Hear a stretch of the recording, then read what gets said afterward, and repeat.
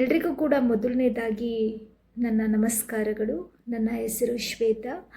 ನಾನು TS ಸುಬ್ಬಣ್ಣ ಸಾರ್ವಜನಿಕ ವಿದ್ಯಾಸಂಸ್ಥೆ, ವಿದ್ಯಾರಣ್ಯಪುರಂ, ಮೈಸೂರು ಈ ಒಂದು ಸಂಸ್ಥೆಯಲ್ಲಿ ಸಹಶಿಕ್ಷಕಿಯಾಗಿ ಕೆಲಸನ ಮಾಡ್ತಾ ಇದ್ದೀನಿ.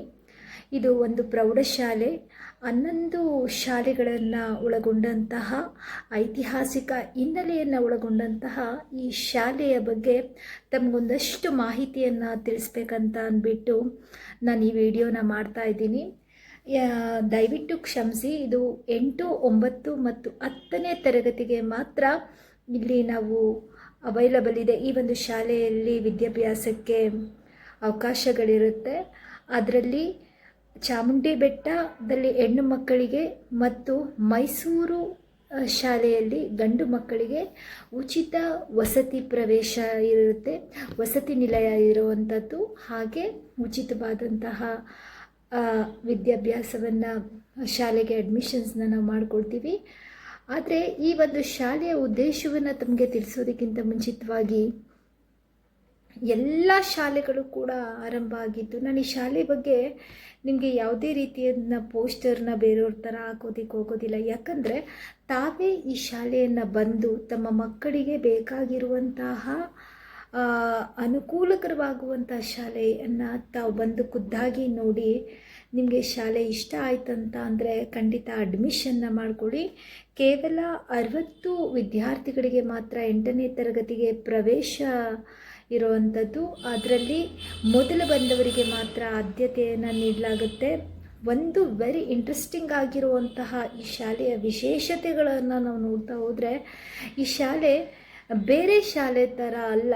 ಯಾಕಂದರೆ ಬೇರೆ ಬಂದು ವೀಕ್ಷಣೆಯನ್ನು ಮಾಡಿ, ಇದು ರಾಜ್ಯ ಸರ್ಕಾರದ ಸಿಲೆಬಸ್ಸನ್ನು ಹೊಂದಿರುವಂಥದ್ದು, ಸ್ಟೇಟ್ ಸಿಲೆಬಸ್ಸಿಗೆ ಸಂಬಂಧಪಟ್ಟಂತಹ ಒಂದು ಶಾಲೆ ಆಗಿದೆ. ಇಲ್ಲಿ ಮಕ್ಕಳಿಗೆ ಕೇವಲ ನಾವು ಶಿಕ್ಷಣವನ್ನಷ್ಟೇ ಅಲ್ಲ, ನೈತಿಕತೆಯನ್ನು ಕೂಡ ನಾವು ನೈತಿಕ ಮೌಲ್ಯವನ್ನು ಕೂಡ ತಿಳಿಸ್ಲಿಕ್ಕೆ, ಮಗುವು ಯಾವ ರೀತಿಯಾಗಿ ಒಂದು ಆಶ್ರಮದಲ್ಲಿ ಯಾವ ರೀತಿಯಾಗಿ ಬೆಳೆದು ಮುಂದೆ ತಾನು ಸ್ವ ಇಚ್ಛೆಯಿಂದ ಯಾವ ರೀತಿಯಾಗಿ ಮಾರ್ಪಾಟಾಗಬೇಕು ಅನ್ನುವಂಥದ್ದನ್ನು ತಿಳಿಸ್ಲಿಕ್ಕಾಗಿ ಅದನ್ನು ಮಗುವಿಗೆ ಕಲಿಸುವಂತಹ ಒಂದು ಶ್ರಮವನ್ನು ವಹಿಸ್ತಾ ಇರುವಂಥ ಒಂದು ಶಾಲೆ ಆಗಿದೆ. ಇಲ್ಲಿ ಕೇವಲ 60 ಸೀಟ್ಗಳು ಮಾತ್ರ ಅವಕಾಶ ಇರುವಂಥದ್ದು. 8ನೇ ತರಗತಿಗೆ ಕೇವಲ 60 ಸೀಟ್ಗಳಿಗೆ ಮಾತ್ರ ಅವಕಾಶ ಇರುವಂಥದ್ದು. ಮೊದಲು ಬಂದವರಿಗೆ ಆದ್ಯತೆ ಇರುತ್ತೆ. ಮುಖ್ಯ ಶಿಕ್ಷಕರು ಮಕ್ಕಳಿಗೆ ಸಾಮಾನ್ಯ ಜ್ಞಾನದ ಬಗ್ಗೆ ಒಂದಷ್ಟು ಪರೀಕ್ಷೆಯನ್ನು ಮಾಡ್ತಾರೆ. ಅವರಿಗೆ ತೃಪ್ತಿ ಆದ ನಂತರವಾಗಿ ಅಡ್ಮಿಷನ್ ಮಾಡಿಕೊಳ್ತಾರೆ. ಆದಷ್ಟು ಈ ಒಂದು ಶಾಲೆಯ ಉಪಯೋಗವನ್ನು ಪಡೀರಿ. ಯಾಕಂತ ಅಂದರೆ ಇವತ್ತು ಗುರುಕುಲ ಪದ್ಧತಿ ಅನ್ನೋದು ಹೊರಟೋಗಿದೆ. ಜೊತೆಗೆ ಮಕ್ಕಳಲ್ಲಿ ಕಲ್ಚರ್ ಇಲ್ಲ, ಮಕ್ಕಳಲ್ಲಿ ಒಂದು ಭಗವದ್ಗೀತೆಯ ಬಗ್ಗೆ ಜ್ಞಾನ ಇಲ್ಲ, ಮಕ್ಕಳಲ್ಲಿ ಸಾಂಸ್ಕೃತಿಕ ಚಟುವಟಿಕೆಗಳು ನಡೀತಾ ಇಲ್ಲ, ಧರ್ಮ ದೇವರು ಅನ್ನೋದ್ರ ಬಗ್ಗೆ ಭಯಭಕ್ತಿಗಳು ಹೊರಟೋಗಿದೆ. ನೀವೆಲ್ಲ ಲಕ್ಷಾಂತರ ರೂಪಾಯಿ ಕೊಟ್ಟು ತಮ್ಮ ಮಕ್ಕಳನ್ನು ಬೇರೆ ಕಡೆ ಸೇರಿಸ್ತೀರ. ಆದರೆ ಅಲ್ಲಿಂದ ಹೊರಗಡೆ ಬರುವಂತಹ ಮಕ್ಕಳು ಒಂದು ರೀತಿ ಮಾನಸಿಕ ರೋಗಿಗಳ ರೀತಿ ಅಲ್ಲಿ ಮಕ್ಕಳು ಬರೋದನ್ನು ನಾವು ನೋಡ್ತಾ ಇದ್ದೀವಿ. ಆದರೆ ನಮ್ಮ ಮಕ್ಕಳು ನಮ್ಮ ಶಾಲೆಯಿಂದ ಹೊರಗೆ ಹೋಗುವಂತಹ ಮಕ್ಕಳು ಸಮಾಜಕ್ಕೆ ಒಳ್ಳೆಯ ಮಾರ್ಗದರ್ಶನ ನೀಡುವಂತಹ ಮಕ್ಕಳಾಗಬೇಕು ಅನ್ನುವಂಥದ್ದು ಪ್ರತಿಯೊಬ್ಬ ಶಿಕ್ಷಕರಿಗೂ ಕೂಡ ಪ್ರತಿ 8ನೇ ತರಗತಿಗೆ ಇರುವುದು ಕೇವಲ 60 ಸೀಟ್ಗಳು ಮಾತ್ರ. ಮೊದಲು ಬಂದವರಿಗೆ ಆದ್ಯತೆ ಇರುತ್ತೆ. ಈಗಾಗಲೇ ಅಡ್ಮಿಷನ್ ಸ್ಟಾರ್ಟ್ ಆಗ್ತಾ ಇದೆ. ಆದಷ್ಟು ನಿರ್ಲಕ್ಷ್ಯ ಮಾಡದೆ, ಇದರಲ್ಲಿ ಬಲವಂತ ಖಂಡಿತ ಇಲ್ಲ.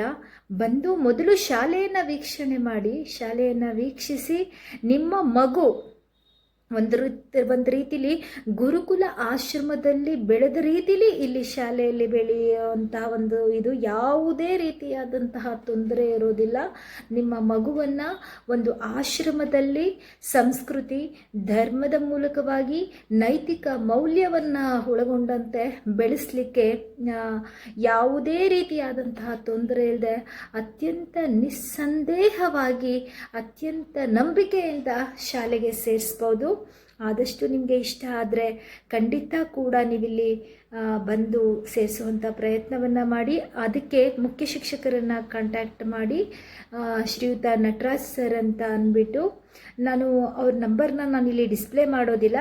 ಆದರೆ ನೀವೇನಾದರೂ ಕೂಡ ನಿಮಗೆ ಇದ್ರ ಬಗ್ಗೆ ಬೇಕಂತ ಅವಕಾಶಗಳು ಬೇಕು, ಇದ್ರ ಬಗ್ಗೆ ಏನಾದರೂ ಇನ್ಫಾರ್ಮೇಷನ್ ಬೇಕಂದರೆ ದಯವಿಟ್ಟು ಹೇಳ್ತಾ ಇದ್ದೀನಿ, ಮೈಸೂರಿನ ವಿದ್ಯಾರಣ್ಯಪುರಂನಲ್ಲಿರುವಂತಹ ಸಾರ್ವಜನಿಕ ವಿದ್ಯಾಸಂಸ್ಥೆ, ಅದು ಎಲ್ಲಿ ಅಂತಂದರೆ ನೀವು ನಿಯರ್ ಸಿಲ್ಕ್ ಫ್ಯಾಕ್ಟ್ರಿ ಹತ್ರ ಬರುತ್ತೆ. ಯಾರು ಬೇಕಾದರೂ ಕೂಡ ಹೇಳ್ತಾರೆ, ಬಂದು ಶಾಲೆಗೆ ಅಡ್ಮಿಷನ್ ಆಗಿ ಅಂತ ಹೇಳ್ತಾ ಇದ್ದೀನಿ. ಎಲ್ರಿಗೂ ಕೂಡ ನಮಸ್ಕಾರಗಳು.